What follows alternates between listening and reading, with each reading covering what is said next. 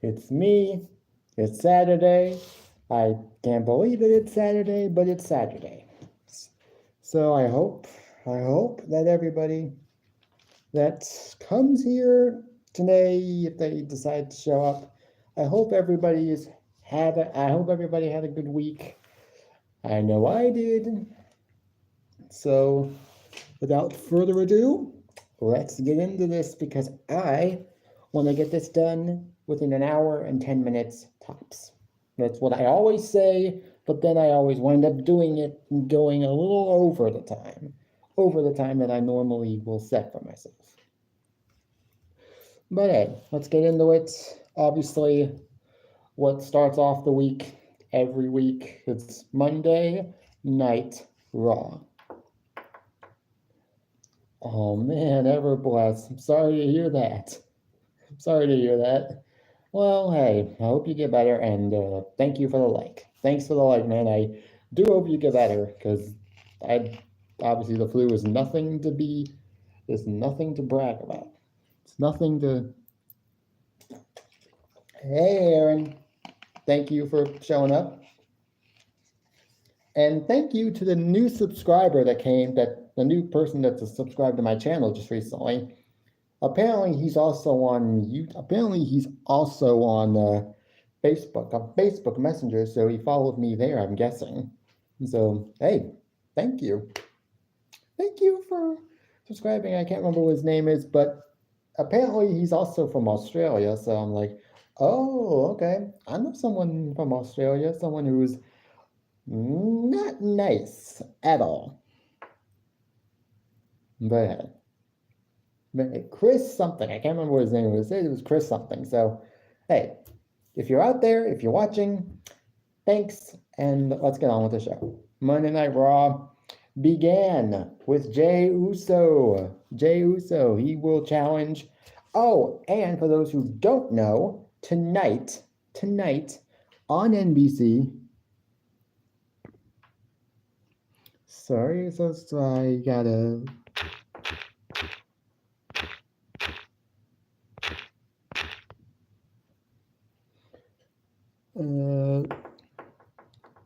Chris Ollie,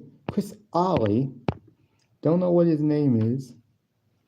Don't know what his name. Aw. Yeah, I've had this cross necklace for about a few years now, and I recently got this one for Christmas, and I love it. So yeah, let me. Yeah, I appreciate. Yeah, thanks, Aaron. Making me feel special. But yeah, Jey Uso tonight, 8 p.m. 8 p.m. on 8 p.m. on NBC. On NBC, there will be another edition of Saturday night's main event. One of the matches will be Jey Uso versus Gunther for the World Championship. As far as who wins that match, I totally expect Gunther to win. There's literally no way Gunther loses going into WrestleMania, especially if they've got a big match planned for WrestleMania. Who cares? I care because I'm going live. Oh yeah, and don't think I don't know about, and don't think that I don't know about you and what's his name. You and what's his name.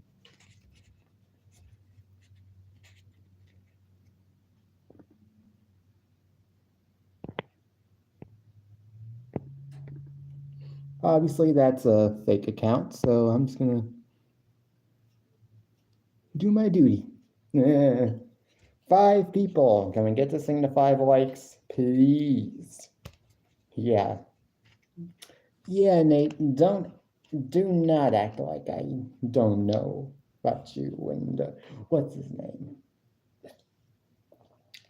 Continuing to spread your hate for me.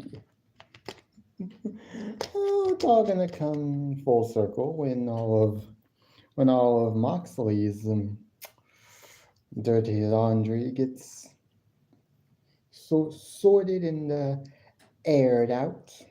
Most of it already has, but still got some more.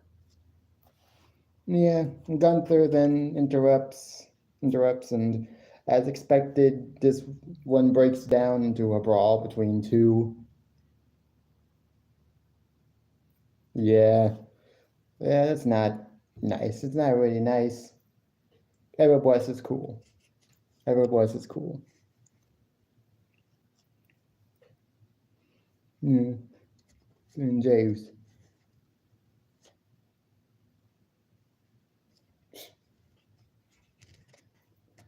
Oh, Nate. If you only knew the truth, then you'd be as repulsed as I have been for years now. For at least 2 years now.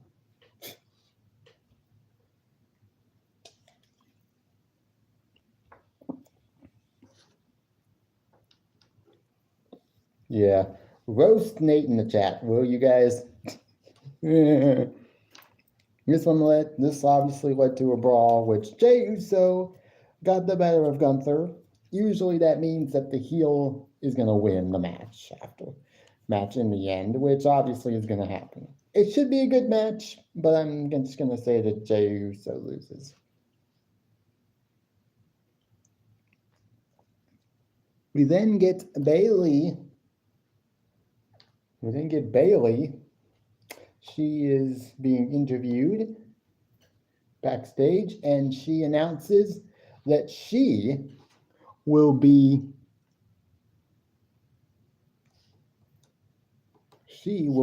in the women's Royal Rumble match. She will be in the women's Royal Rumble match this year. Which is great.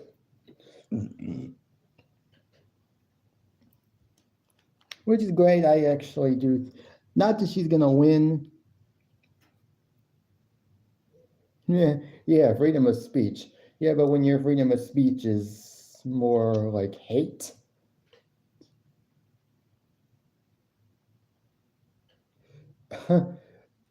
Ever blessed. I don't know if you've been living under a rock for the last couple of months, but I'm no longer on Match Channel.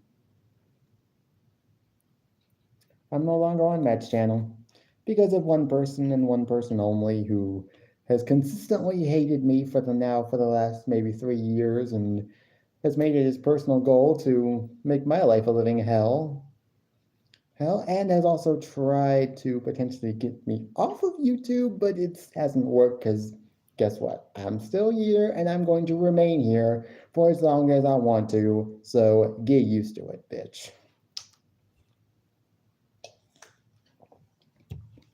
Then we go backstage and we get JBL is backstage. He was talking backstage and he was talking with Kofi Kingston and Rey Mysterio. Kofi Kingston and Xavier Woods of the New Day. And this eventually led to JBL joining Wade Barrett and Michael Cole on commentary for the Rey Mysterio versus Kofi Kingston match. This match lasted about 12 minutes, and it was about as good as you would expect from these two superstars. But then also the fact that the performance these superstars gave were almost as if they were still wrestling in their prime. And this looked like prime, like 2008, 2009 Rey Mysterio, 2009 Rey Mysterio versus 2009 Kofi Kingston. Like when Kofi Kingston was at his absolute best.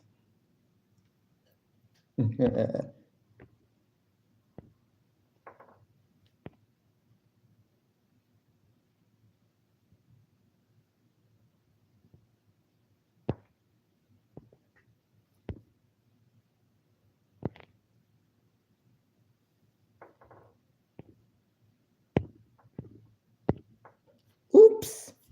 Oops. My hand slipped. My hand slipped.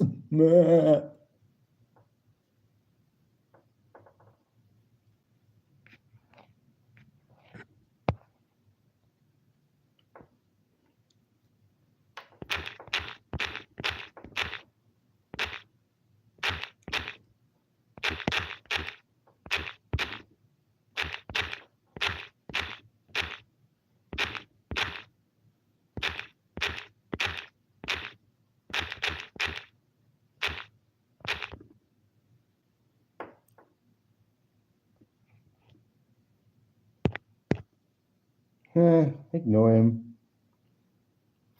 Yeah, tell your mom I said hello. Yeah, tell your mom that I'm still not done with her after last night when she couldn't get enough of all this.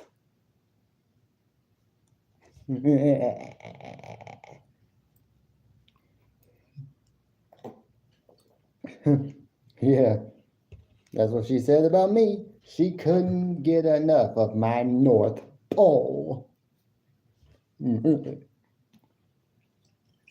Yeah, shut up, Nate. You're just letting Moxley's vindictive behavior control you, and it's sad. But I'm not punishing you. But this is my way of punishing you.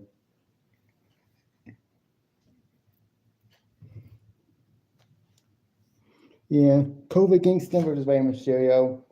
Like I said, went about 12 minutes. It was a great match. The fact that they're still at this age, at their age, putting on matches like this shows you just how good they are. Then we get a video package of Penta's debut in WWE against Chad Gable. Not this week, but last week. And it was great. That match was really great with Chad Gable. Then we get Chad Gable backstage. He's being interviewed, and I think it's Kathy Kelly that's interviewing him, and he tells her that he's going to have a talk with Dominic Mysterio about learning the art of lucha libre. I'm guessing in case he ever feels like he wants to issue a rematch against Penta, because I'm guessing he's not happy about losing to Penta, which Chad Gable's a heel. He shouldn't be happy about losing at all. He should always be consumed with just winning and winning and winning and not accepting anything less. But then we get Pete Dunne versus Penta. This match also went about 12 minutes, and this was another really good match. Not as many, botches or just minor miscues. Not as many as the first match, even though the first match was very good, but just even less minor mistakes in this match, which obviously the match was good. Pete Dunne is great. I've always sort of liked Pete Dunne, but he's one of those that just doesn't have very much direction right now. So basically, this is probably what we're going to have to get used to for a while. Nate's sending you weird stuff. Probably nothing new. And this is probably what we're going to have to get used to. Pete Dunne coming in every now and then to have a match that's probably going to be really good, but it's just not going to mean anything because it's just... But if there's anybody that's watching and you haven't hit that like button, feel free to do so. It is never required, but I do appreciate it. And if anybody is watching that hasn't left a comment in the live chat, feel free to do so. I mean, I don't mind talking to you guys. The guys that are just now that have been here for a while now, like Everbless and Nate. I mean, well, and Hunter, I'm talking to them. I don't mind talking to you guys. One of the reasons why I go live is so I can talk to you guys. I mean, even the guys that aren't necessarily quote unquote wrestling fans or just don't know much about it, it's okay. I accept everybody on my live chat.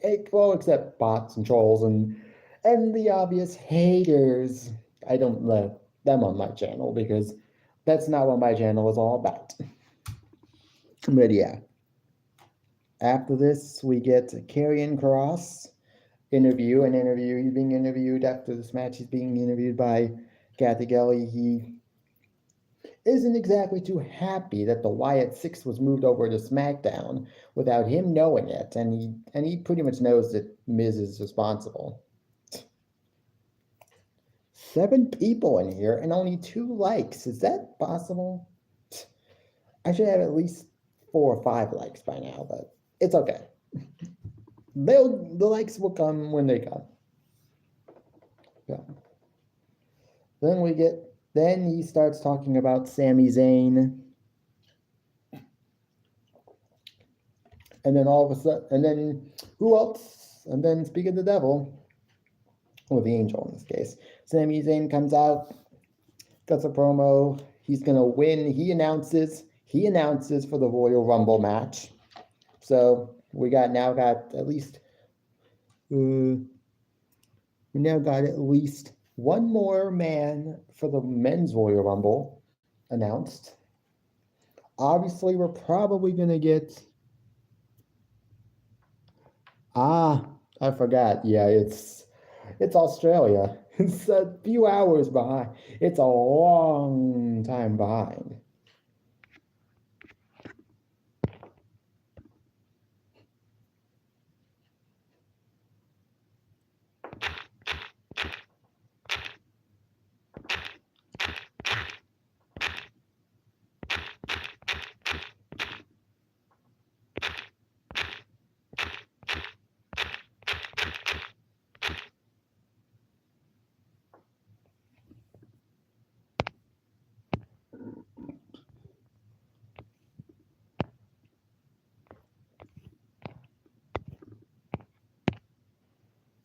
Okay.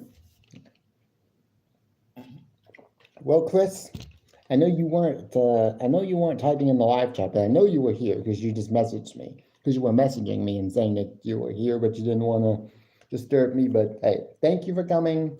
And apparently this guy, Chris Ali, he's from Australia. So, and apparently it's 7 a.m. there. So I guess he's gonna take a nap. But I appreciate the likes. I appreciate the like. I appreciate the follow, the subscribe on YouTube. Now I'm only 6 away. I'm only 6 away from 600. Can we get there? Can we get to 600? Hey, Austin, if you guys want to hit that like button, and if you haven't hit that like button yet, feel free to do so. It's not required, but I do appreciate it. We got, after Sami Zayn and qualify, announces for the Royal Rumble match.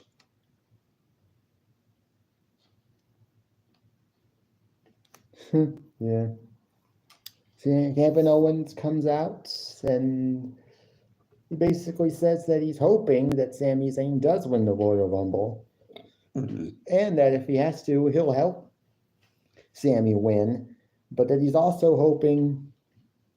But then, yes, Austin, I want to so badly. I want to so badly watch the Saturday Night's Main Event, and I will probably watch it on NBC.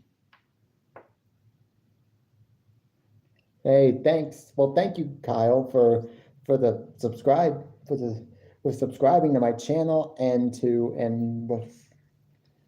I'm guessing for following me. If you friended me on Facebook, now just ask me if you sent a friend request on Facebook. Yeah, I'm watching it tonight too. On NBC. I know it's on NBC and Peacock, but I want to watch it on NBC. you wanna, if you sent me a friend request on Facebook, and then obviously I haven't gotten to it yet because I haven't been on Facebook at all today. So far today I haven't. But after this live stream, I'll go on Facebook, and if I have a notification that says that you sent me a friend request, I'll immediately accept. But yeah. After this, we go backstage. Sheamus is being interviewed. A lot of interviews backstage today.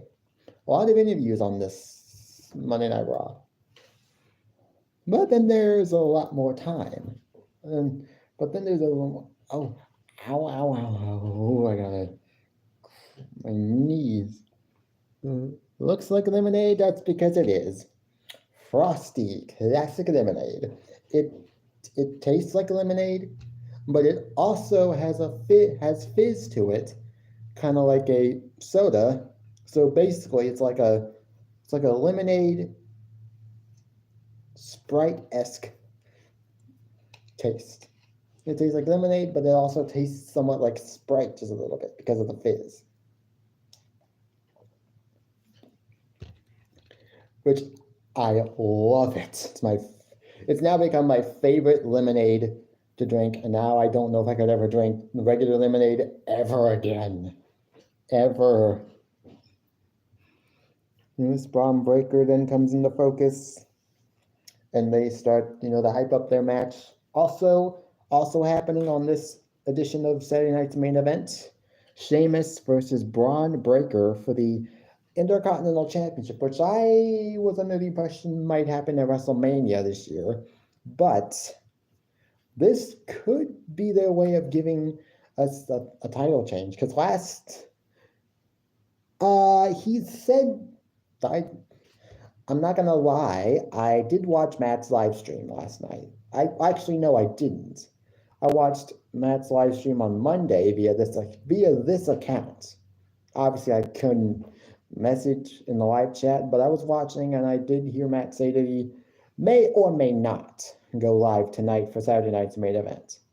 Now, that doesn't mean that he might not watch it, that he still might watch it, but it's just that he may or may not go live for it. But hey, I'm definitely watching it. I'm not going to go live stream it or whatever, my reaction to it, but hey.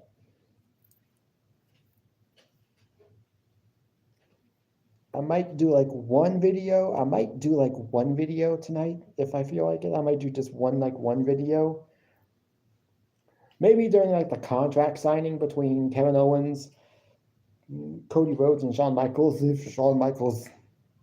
If Kevin Owens does decide, you know what, fuck this, I'm gonna hit Shawn Michaels with a package pile driver. If that happens, oh, you best believe I'm gonna get that on video.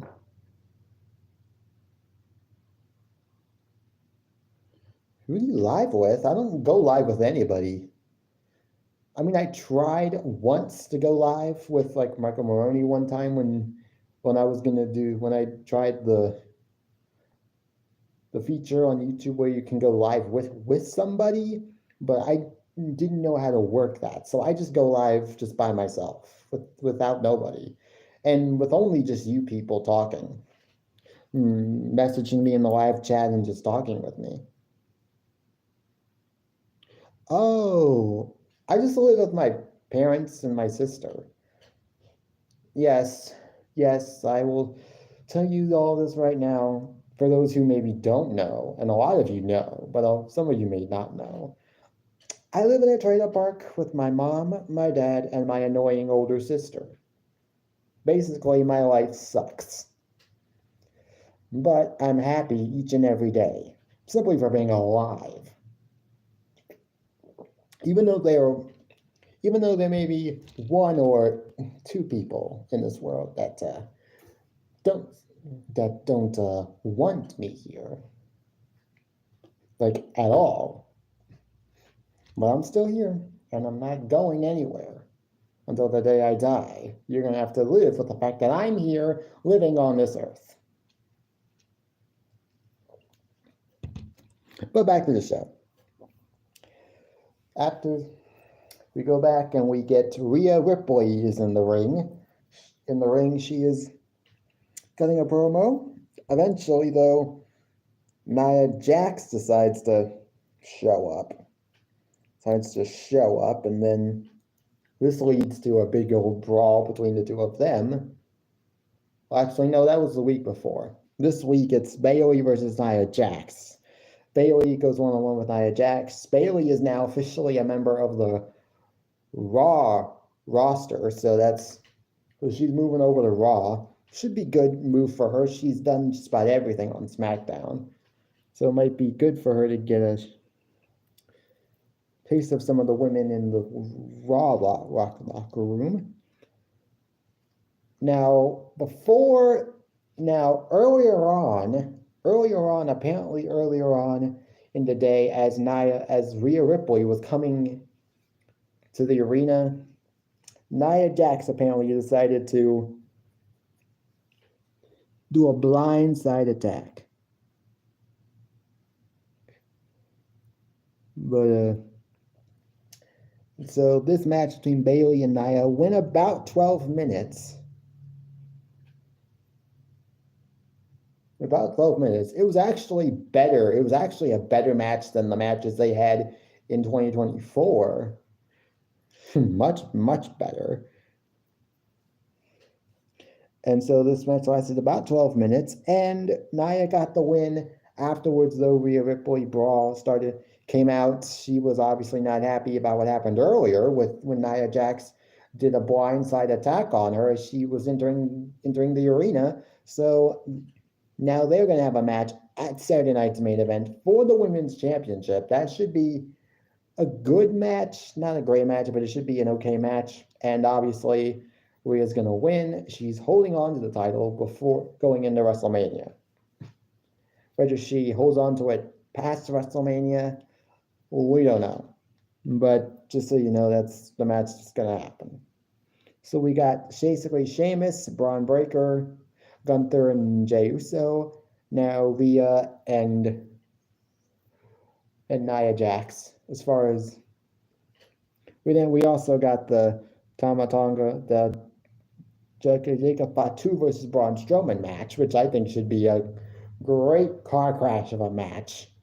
I don't even think that neither one of them should get pinned in this match, because it's almost in the same realm as the Braun Strowman Bronson Reed feud, where the first match between the two of them ended, I think, in like a double count out, which I think might actually be the best decision, because you don't want neither one of these men to look weak, because it's not possible for them to look weak. Then again, Jacob Fatu might come pretty close to making Braun look like a mortal man, considering how good he is. Oh, okay. Austin, I might not be able to come by your live stream, but hey, thanks. But thanks for letting us know that. After this, we get Chad Gable backstage with Dominic Mysterio. He asks Dominic to help him with his Lucha Libre skills, and Dom decides to give Chad Gable, I'm guessing something that resembles like a business card or something. Tells him, go to this place and they will help you immensely. Now, I can't even remember what was said on here, but it was the name of a wrestling school. And many people. Well, no, actually, it wasn't the name of a wrestling school, but what was on it gave people the impression that it was a wrestling school, and it's owned by Aleister Black. So, don't know if that was them basically subtly letting us know that, hey, Aleister Black's coming back. But that's what a lot of fans apparently got from that. It was the thing, what was on that little piece of paper, led them to a wrestling school that's currently owned by Karrion Kross that by Aleister Black, where he trains people. So I think Aleister Black is coming back to WWE anyways. So it should be good when he does come back. And maybe this could be the start of Chad. This could be how they re-debut him against Chad Gable. That should be a good match. I would love to see how he. Then we get a Logan Paul video package. We then get a Logan Paul video package. He will be returning on next week's Monday Night Raw, which is this upcoming Monday. I cannot wait for that. I'm actually a fan of Logan Paul, and I do love how he's gotten to be so good at this for having only had maybe like 10, maybe 15 matches at the most. I can't remember the exact number.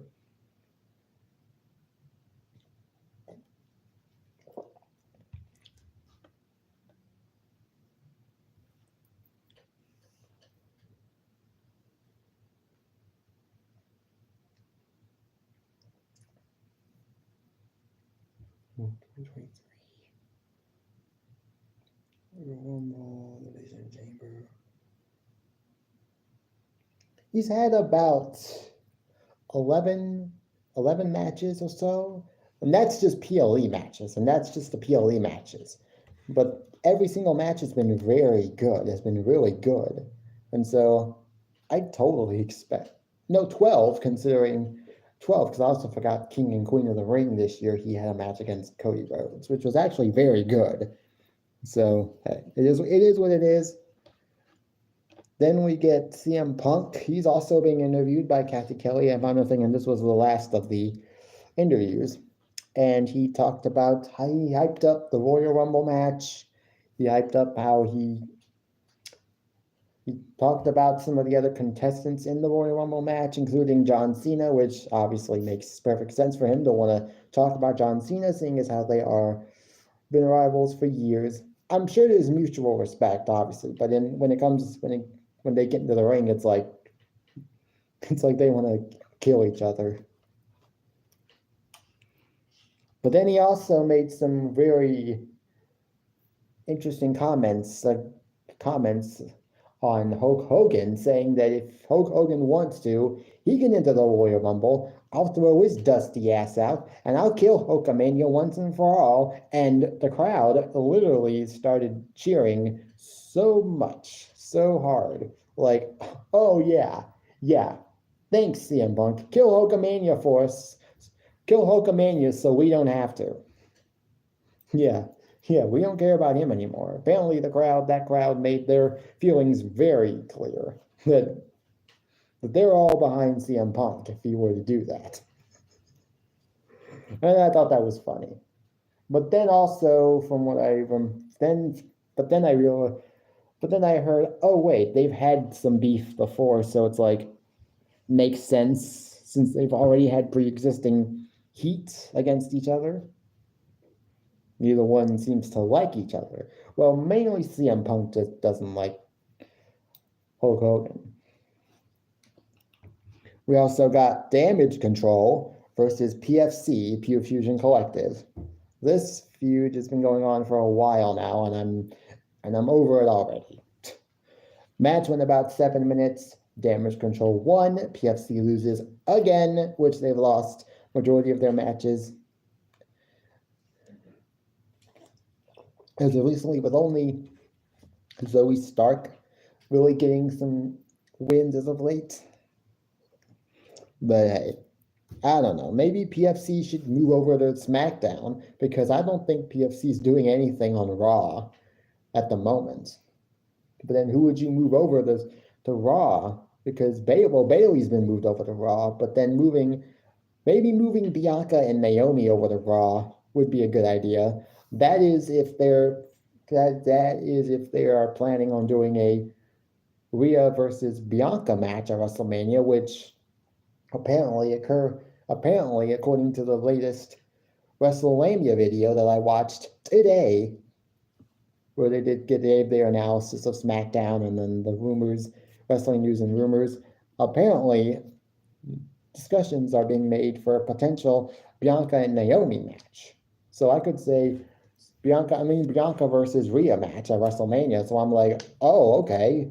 Well, then maybe they can just move Bianca and Naomi over to Raw, along with Bayley, and then that would be the three women, and then they could just send PFC back over to SmackDown to see what they can do over there, which I don't know. Because then again, you're taking away 3 baby faces and then putting them on SmackDown. I don't know. On Raw. I don't know, but PFC is not doing anything.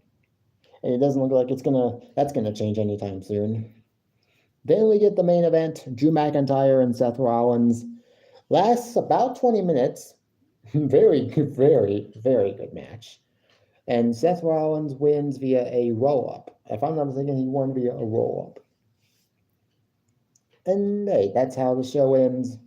Sami Zayn, Drew McIntyre then immediately goes after Seth Rollins, mad that he lost, pissed off that he lost. Sami Zayn then came in to try to help Seth, went for a haluva kick on Drew McIntyre, only for Drew to duck and hit Seth instead. And that's basically how the show ended. It was a good show. Not perfect, but it was good. I'll give it a 7 out of 10. Penta versus Pete Dunne was great. Drew versus Seth was great. Kofi versus Ray was great. And even Bayley versus Nia was good because it was just better than, even though it wasn't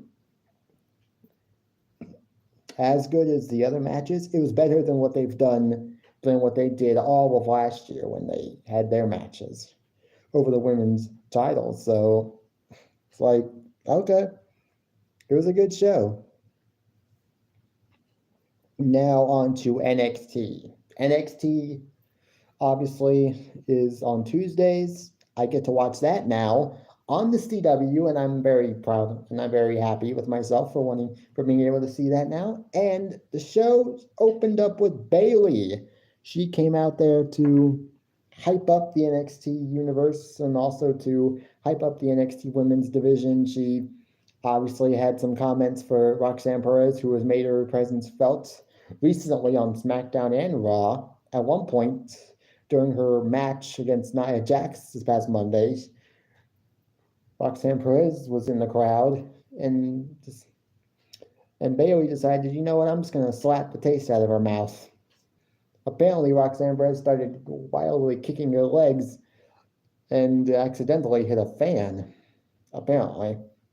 It was kind of a funny moment. That was kind of a funny moment when I heard about it. Like, oh my gosh, that's kind of funny. Yeah, Bayley then started talking about Julia, the NXT Women's Champion, and then all of a sudden, here comes Julia, who praises Bayley and says that while Roxanne may not respect Bayley, she does. Then out comes Roxanne Perez and Cora Jade, and I don't know what got the NXT universe to flip the switch, because every other time I've seen Roxanne Perez come out, even during this heel run, they weren't necessarily booing her as badly as they did this past Tuesday. I was like, what the heck? These two are getting booed out of the building. This was like Dominic Mysterio New Day heat. This was the same level of heat that Dominic Mysterio and New Day have been getting ever since they both turned heel, when they both turned heel. And I'm like, damn, they're getting booed out of the building, and you barely could hear anything that either Roxanne or Cora were saying. And even Bayley and Julia were like mocking them by like putting their hands up to the ears, like, huh? What are you saying? I can't hear you because of the booing, because they're booing you so loud. I thought that was hilarious and funny. I'm like, my God, they're booing hard. But yeah, this eventually led to, obviously, the 4 of them brawling, and also later on in the night, we found out that a tag team match was made official for next week's NXT show, being Bayley and Julia versus Roxanne and Cora. This will be a good match. This will be a good tag team match. 4 great wrestlers in the same ring together. One being the NXT Women's Champion, and the other 2 out of the other 3 being former NXT Women's Champions in their own right. And Cora Jade is really good at what she does, so that should be good for next week. After this, we go and we get our first of 3 titles being defended tonight, on this night. We got Tony D'Angelo versus Ridge Holland for the NXT North American title. This match lasted about 10 minutes. It was actually a very decent match. Tony D, though, wins the match. I totally don't know if I would ever expect NXT to pull a title change like this on a random episode. Now, obviously, they've done this now. They have done some title changes. Obviously, the Heritage Cup, and then on the debut of CW of NXT on CW, you had Obafemi lose the NXT North American title to Tony D'Angelo, and Trick Williams won the title back from Ethan Page. So while it's great that we get NXT titles being defended on NXT television, it's rare that we're going to probably ever see a title change on an episode of NXT. At least lately, I just haven't seen any. But all the titles being defended on NXT and Use Evil, they all changed hands. So, but hey, after this, we go backstage with Wesley and Wesley is just talking, and Trick Williams comes into focus. Wesley and Trick Williams start to gets a little heated between them, and then Wes decides to just slap Trick. Wesley, though, is also getting ready for a match tonight against Dion Lennox. After this, though, we also get Jada Parker backstage. She is a little sort of excited also that Bayley has now mentioned her twice in recent weeks. This then leads to her and Carmen Petrovich getting into a war of words, which also then leads to a match later on tonight. Jada also tries to put some disrespect on Ashante's name, which obviously wasn't going to sit well with Carmen. After this, we go and we have the Wesley versus Dion Lennox match. Wasn't a squash, but it was only 4 minutes. I mean, Dion got some good offensive moves in, some good power moves in, but Wesley obviously won via interference from his new buddies Tyson and Tyreek. After the match, though, Trick Williams comes out to sort of confront Wesley and tries to try to get at least some semblance of revenge for that slap earlier. But obviously Wesley gets out of the ring and just is able to get away unharmed. Then we get a video package for Alexis King talking about his journey to get to the Heritage Cup.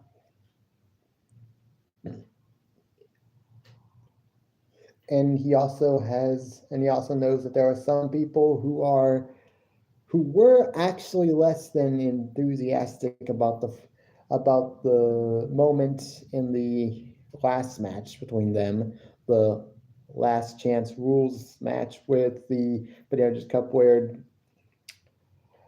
Alexis King supposedly hit. It wasn't necessarily a low blow of sorts because the referee didn't call for the bell, obviously. But it was definitely low, just not necessarily, I guess it just wasn't a low blow, but it was definitely low. And so fans were not exactly happy about that. But obviously now that now that Charlie Dempsey has lost the title, he is guaranteed a mandatory rematch clause.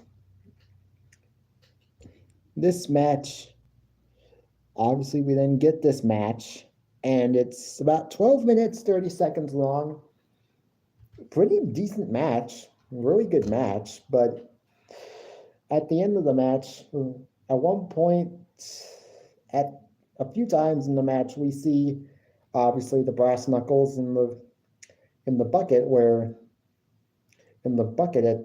Lexis King's side of the ring, obviously left there by William Regal just in case he ever decides to want to use them.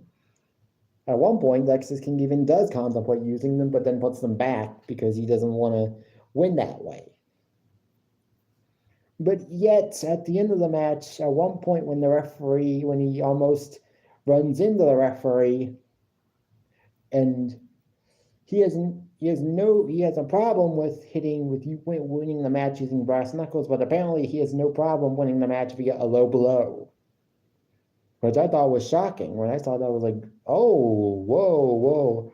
I thought he wasn't trying to be like his dad. Obviously, for those who maybe don't know, Lexis King, that's not his real name. His real name is Brian Pillman Jr., son of Brian Pillman, who was always known as being a loudmouth, hotshot, and okay, Hunter. I'll wait. You can just send it to me. You can just send it to me via Messenger after I'm done going live. But yeah, he basically cheated to win, and he retained the title. I don't know if this is turning Lexis King heel and Charlie Dempsey and the No Quarter Catch crew face, but I don't know. Charlie Dempsey could still be a heel, but we also got Jada Parker versus Carmen Petrovic. This match was made official because of what happened earlier on with Jada and Carmen getting in each other's faces in the locker room. This match lasted about 5 minutes. It wasn't bad by any means, but it just was a match. It was just a match to be there. And hey, it is what it is. Lash Legend. Then we also, after this, we got Lash Legend and Jakara Jackson backstage talking with some of the, I guess you could say, tag teams in the women's division. They are in the NXT women's division. They're talking about their much anticipated match for the NXT, for the women's tag team titles next week. They talk about potentially bringing those tag team titles back down to NXT, which obviously excites them pretty much, excites them a lot. Then, now, during the Tony D'Angelo Ridge Holland match, we got an instance where Shawn Spears and his group of cronies decided to show up and almost cost Tony D the match, but then Izzy Dane, I can't remember who, but Izzy Dane or whoever decided to show up and decided to clock Ridge Holland in the back, behind the referee's back, which then allowed Tony D to win the match. But because of that, because of what happened with Shawn Spears and his group, we didn't get this match made. We didn't have this match made where it's the family, Stacks and Luca Crucifino versus Nico Vance and Brooks Jensen. The heels won this match, 5-minute match. It is what it was. After the match, though, we get Stacks coming backstage. He eventually finds Tony D after he was talking with, I think it was Izzy Dane for a few minutes. Stacks is like, Tony, where were you during that match? Tony, where were you during that match? Our match. We lost, and you weren't there. Like, I don't exactly know what Stacks is complaining about because I feel like, and then like Tony said, then Tony told Stacks, dude, you've been the underboss for now 2 years, 3 years now. So basically, what Tony is saying, look, Stacks, there's going to be some matches where I'm not going to be able to physically be there. And you're just going to have to accept that. You're going to have to accept the fact that I'm just not going to be able to be there for you for every single match. Every single moment that you need me, you got to have to win some of these matches on your own. And that's basically the vibe I got, was that he's basically telling Stacks, look, sometimes you're going to have to win matches on your own. You can't always look to me for help. Then we also got a video package for Ethan Page. He basically is telling us about all of the vicious attacks that he's done recently, not just to Javon Evans, but to Cedric Alexander and then last week to Dante Chen. As this video package ends, Javon Evans is in Ava's office talking with Ava. Obviously, he's not medically cleared to compete in a match against Ethan Page, but she brings out someone who is medically cleared, and that is Javon's friend Cedric Alexander, who promises he'll get Ethan Page next week for the both of them. Well, good luck, Cedric. The main event, though, is Oba Femi and Eddie Thorpe for the NXT Championship. This match lasted about 12 minutes, and it was pretty good, though. It was a good match, and they allowed this match to go for a good minute. Also, Grayson Waller and Austin Theory were apparently there. They were in the balcony area watching this match. Apparently, next week, they'll be hosting the Grayson Waller Effect on NXT, with the winner of this match being the guest. So obviously that was obviously it will be Oba Femi because he won this match. After the match, though, Trick Williams gets in Oba's face and is like, "You thought I was done? I'm coming back for that championship because I want that title back."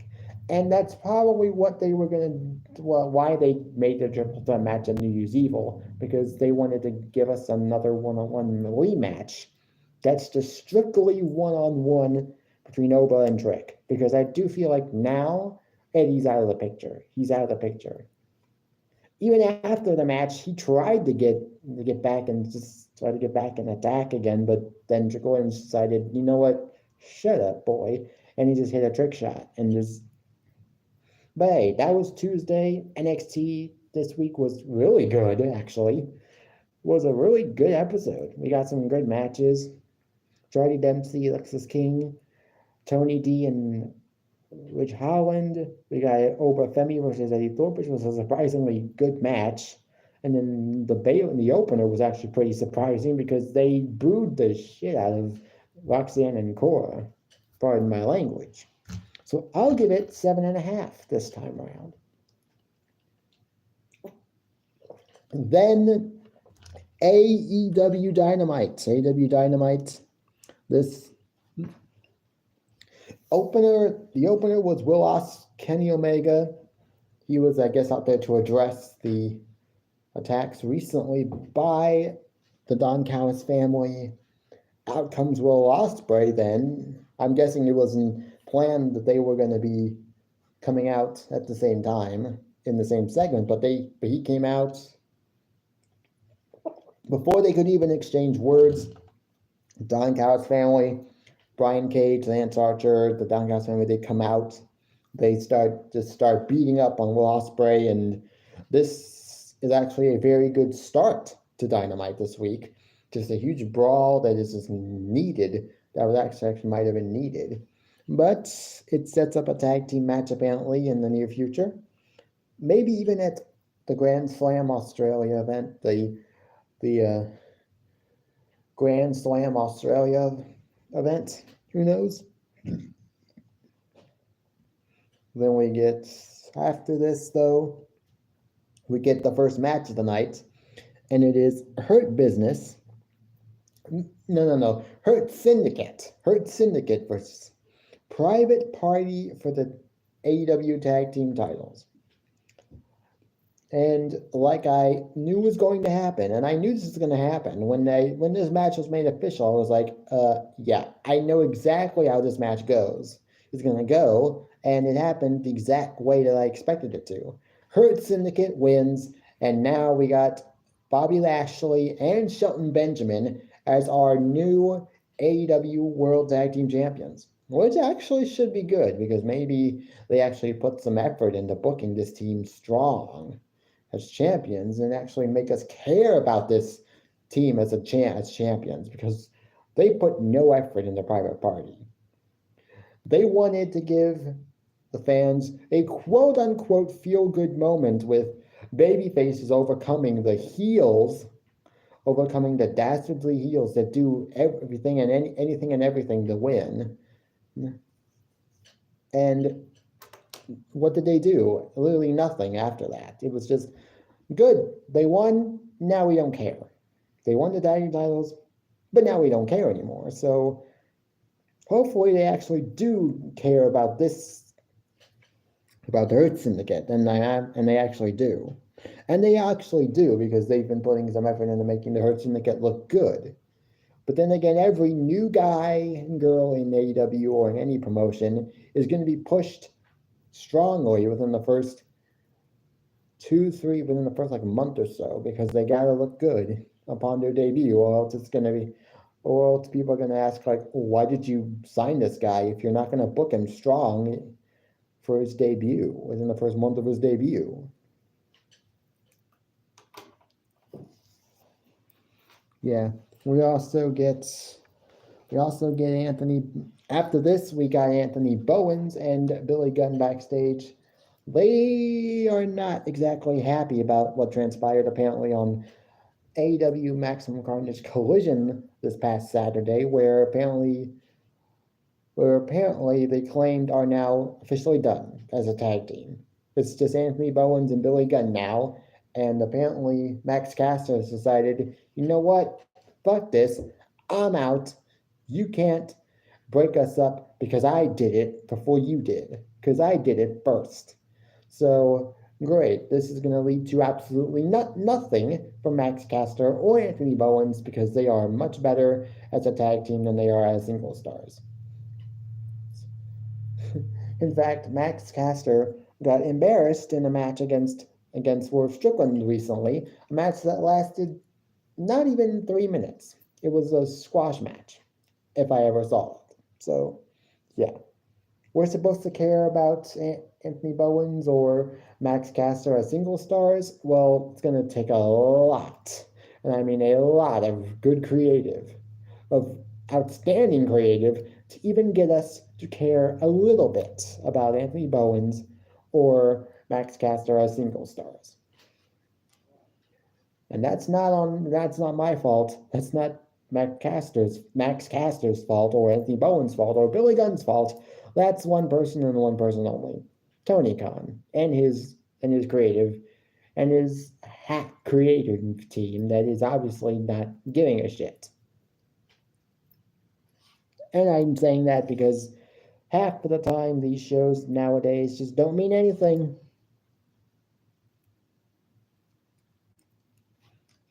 But after this, so we go to a commercial break, and then we come back,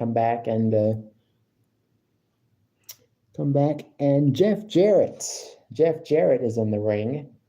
He is on a quest to become world champion. I'm guessing this is quote unquote his retirement tour, his version, or basically AEW's version of the John Cena retirement tour.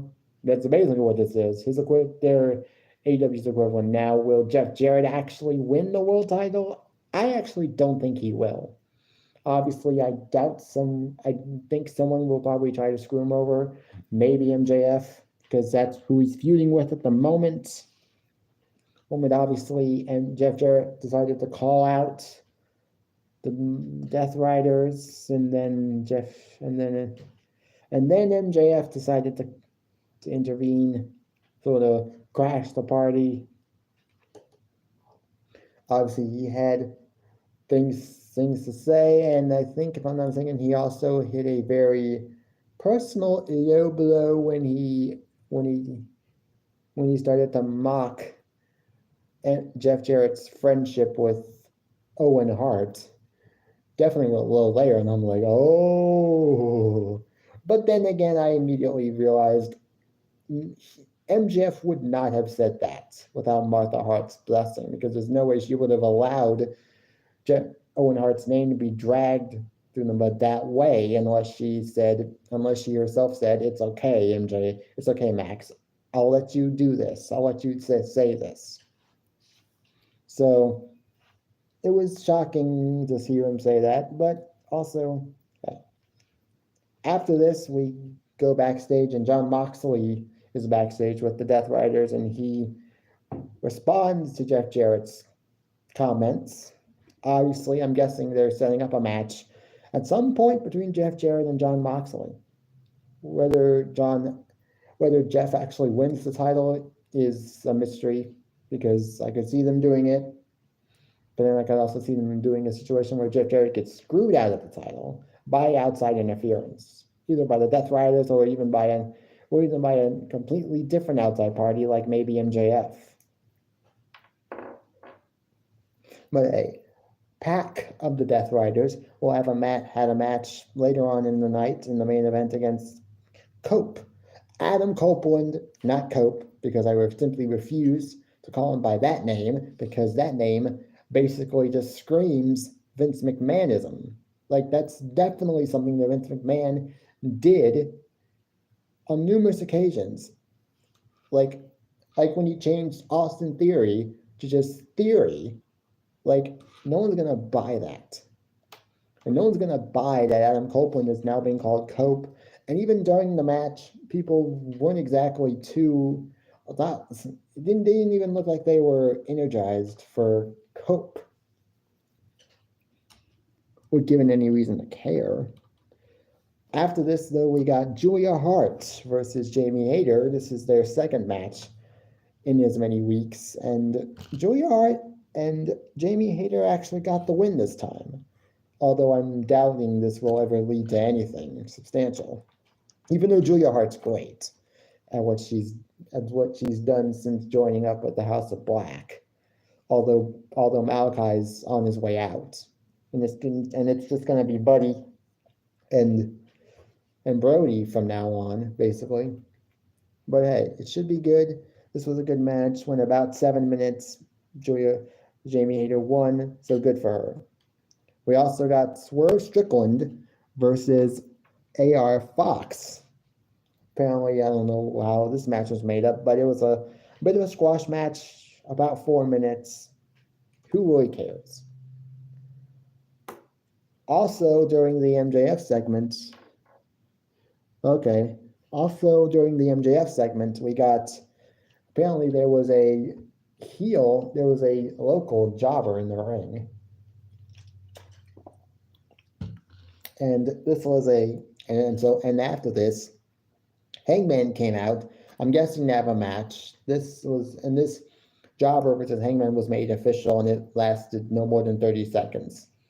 This was a squash match, and it didn't need to happen. And then afterwards, Christopher Daniels, who had his neck in a brace following his Texas death match with Hangman this past Saturday, where Hangman decided to use Christopher Daniels' own finishing move after the match to basically injure him permanently. Well, I'll definitely have to take a look at it when I'm done. But he then basically tells Hangman, congratulations, you won your Texas death match against me this past Saturday, but then also what happened is that you basically retired me for good, because now doctors are basically saying that I should never wrestle again. Hangman didn't really look that much more remorseful for what happened. nor should he feel remorse for what happened because he's basically a heel at this point, or at least just a violent man that's just out of control sometimes. Kind of like Braun Breaker when he was giving Adam Pearce a very, very hard time.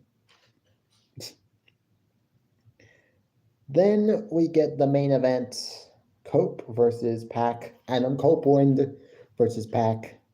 This match was in about 16 minutes. Very decent match, but did it really need to happen? And nobody was really cheering and no one's really getting excited like they should. But it was a good match. The opener, the Hurt Syndicate Private Party match, and the Cope versus Adam Copeland versus Pac. No, I'll read it. I'll just see what it is when I'm done. But that was it, basically, of the three things that I liked. Julia versus Hart versus Jamie Hayter was good because I like Julia Hart. But hey, it is what it is. AEW Dynamite was okay, but it wasn't great. I'll give it a 6 out of 10. 6 out of 10, basically. Then came SmackDown. This was a good show, but not a great show, but it was a decent show. Cody Rhodes opened the show. He was doing an interview with Joe Tessitore in preparation for his ladder match at the Royal Rumble for both of their titles, for both him and Kevin Owens' respective titles. Obviously, Kevin Owens is still carrying around that Wayne Eagle title as if it's his and as if he won it, which, yeah, honestly, he probably should have, but because he literally got cheated basically out of it. But then again, Kevin Owens brought the steel chair in the match to try and use as a weapon. So can you really blame Cody Rhodes for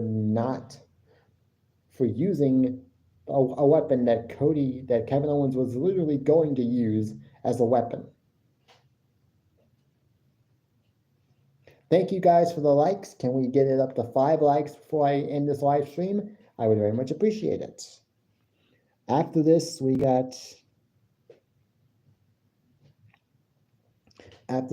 we got a tag team match. We got backstage. We got Pretty Deadly and DIY were backstage. They wanted to know what the playbook was for their upcoming match against Motor City Machine Guns. And I don't know. We then get Pretty Deadly versus Motor City Machine Guns. Lasted about 12 minutes. This was a good match. Good tag team match. But I don't know. I mean, yes, I do like... one of the things that I actually think has benefited... The one thing that I think has actually benefited from the 3-hour SmackDown format is the tag team division. The men's tag team division has actually been getting some love as of late on SmackDown, and it's great, but it's just starting to get stale because now we're just giving them just matches on the card just to make it seem like we care. We're like, hey, you didn't put enough effort, you didn't put enough men's tag team matches on the show before. Well, now you're getting like 2 or 3 a week, and you're like, oh, that should be enough to satisfy people. Well, that's not enough. Just booking tag team matches isn't going to really help the tag team division. But hey, it was a decent match. DIY won the match. Then we get Nick Aldis. He's backstage with The Miz, and Miz wants to know why he's there, and Nick makes it known to Miz that you've been moved over to SmackDown permanently. So you're back on SmackDown, Miz. Miz then obviously is a little bit scared because the Wyatts are here, and he's like, Nick, the Wyatts are here. He said, yeah. And then Miz probably figures that this was Karrion Kross's way of getting back at him and then basically Miz in this moment decides to just confess and be like, okay, I got it. I was responsible for the Wyatts coming over the SmackDown. I strategically moved the Wyatts over to SmackDown so that I would be rid of them.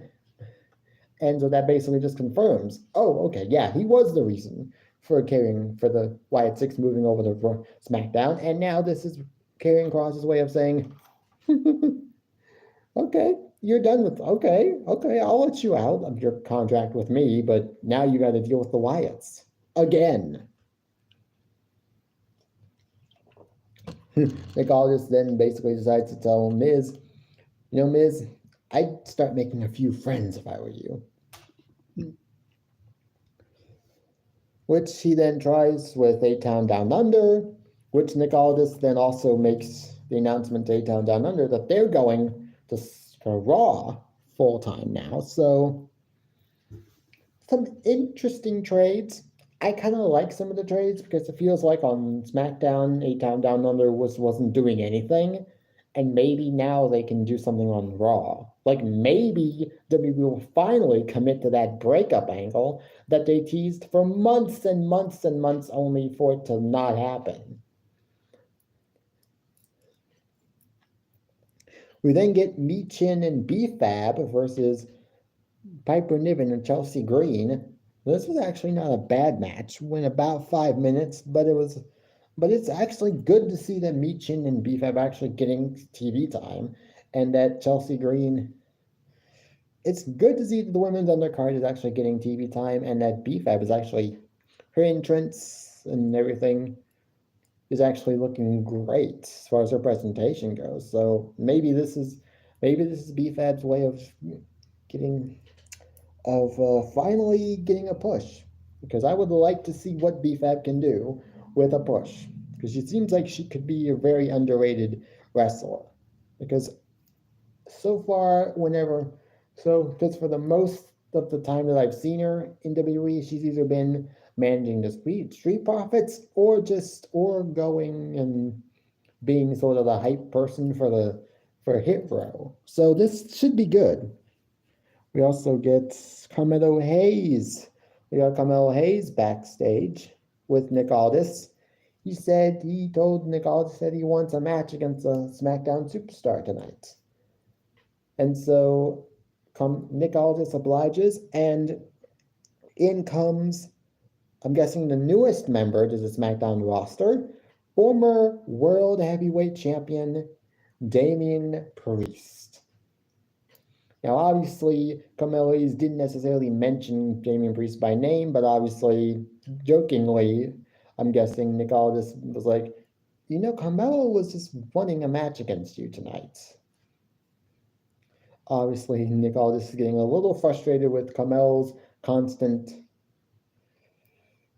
teasing and constant disapproving of Nick Aldis's GM, general manager skills. And so he decided to make the match official. Then we get LA Knight versus Tama Tonga. This match lasted about 15 minutes. Very good match, actually. It was very good. It was very good. The fact that they are still brawling, he's still going to war with the Bloodline. It is a little like why is he still going after the Bloodline? But then this match was so good that it almost made me want to forget that he was going after the Bloodline for like the 10,000th time. Obviously, LA Knight won the match, but then Jacob Fatu comes in to attack LA Knight. Then Braun Strowman comes out, and Jacob and Braun have another stare down before Jacob actually then gets out of the ring via Tama Tonga's help, just as the week before. But hey, it is what it is. After this match, though, we got DIY and Motor City Machine Guns backstage. With DIY, Nick Aldis has made an announcement. There's an announcement for DIY, and that is that their tag team titles will be defended at the Royal Rumble in a 2 out of 3 falls match, which I'm thinking, Oh my God, that match will be match of the night for sure. If not, then it's going to be a very close second to potentially the Kevin Owens and Cody Rhodes ladder match. Actually, as far as matches go, the Royal Rumble matches always seem to be matches that the match of the night, depending on who is in the match. And then you've got this match between Cody Rhodes and Kevin Owens, that's going to be great. And now this match. And for those who have not counted, for those who don't count how many times the tag titles are defended on PLEs, this is the first time that the tag team titles have been defended on a pay-per-view in almost a full calendar year, not since WrestleMania 40 last year. This should be a great match.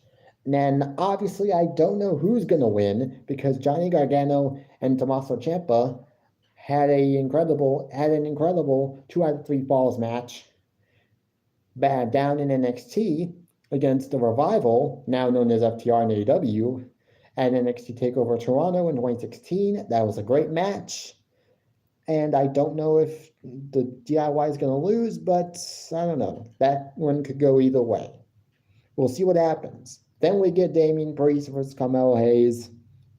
13 minutes. About 13 minutes. Great match. It is what it is. We also got Rhea Ripley. Tiffany Stratton's out there.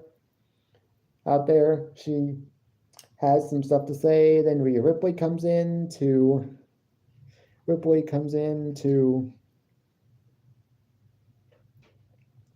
I guess to offer some praise for Tiffany Stratton for turning on Nia Jax. Then Nia Jax comes out and decides, you know what, I'm going to declare for the Women's Royal Rumble this year. Then Liv Morgan and Raquel Rodriguez come out. They announce for the Women's Royal Rumble. Liv Morgan then says she's going to win the Royal Rumble because Raquel Rodriguez will make sure she does. Also, Naomi and Bianca Belair come out, and then they basically decide to confirm their appearance in the Royal Rumble match as well.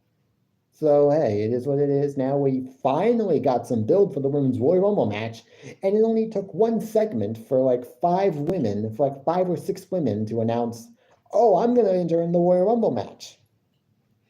Because also on tonight's show, we got Charlotte Flair, another video package for her. She now basically is confirmed, you know what? I'm not even going to keep it a secret. I'm entering the Royal Rumble match. Well, thank you, WWE, for spoiling everything. You could have kept that a secret, but no, you decided to hype it up. Just like you did with Cody Rhodes in 2023, when you basically ran hype videos for his return at the Royal Rumble. Yeah, I'm sorry, but I just don't know how I'm supposed to feel about this. Glad she's coming back, but you could have kept it a surprise. Now, that must mean that they have more surprises in store, because although she is one of the biggest female superstars, there's so many others that are set to return, like Asuka, Becky Lynch, Alexa Bliss, and even some wild cards in the women's Royal Rumble match, like maybe an NXT superstar or 2 that's gonna be in the match. And we don't even know if there's any women from TNA that are going to be coming into the Royal Rumble match this year. Last year we had Jordynne Grace. I'm sure she'll be in the match this year, as she is definitely looking like she's going to NXT to WWE full time now, since her loss to Tessa Blanchard at Genesis. But hey, it's what it is. We also got Shinsuke. Also, this women's segment led to a 6-woman tag team match. Bianca Belair, Naomi and Rhea Ripley versus Nia Jax, Candice LeRae, and Liv Morgan. The heels actually won the match with Liv Morgan. I think it was Liv Morgan. She pinned Bianca, which I'm like, oh, whoa. They have you're having Liv Morgan pin one half of the women's tag team champions? Maybe that's what they're doing. Maybe that's what they're going to do. They're going to have Bianca and Naomi move over to Raw, or maybe it's not move over to Raw, maybe they'll just stay on SmackDown, but because they're the women's tag team champions, they can go to whichever brand they want and defend their titles accordingly. But that might be foreshadowing a tag team title match down the line. We also got a video package for Shinsuke Nakamura as he is declared for the men's Royal Rumble match. This will be good. That will be good. We also got Johnny Gargano versus Apollo Crews. Nothing much here. 7 minutes. Apollo won via a roll-up after a distraction from Motor City Machine Guns. It is what it is. Then we got the main event, Jimmy Uso versus Kevin Owens. About 16 minutes, pay-per-view quality match here, and it was very good. But Kevin Owens won the match. Kevin Owens again looks to go for the package pile driver. Now he's trying to hit the package pile driver on everybody. And every single time Cody Rhodes comes out, like, no, you are not going to do that. I will not let you hit that package pile driver. It's like he's made his personal mission to make sure that Kevin Owens is not able to hit that package pile driver on anybody else. He's already hit it twice on Randy and Cody. But hey, it is what it is. That's how the show ended, with another brawl with Kevin Owens and Cody Rhodes. But this SmackDown, it wasn't bad, but it wasn't really good either. Carmelo Hayes versus Damian Priest was surprisingly good. Tama Tonga versus LA Knight was really good.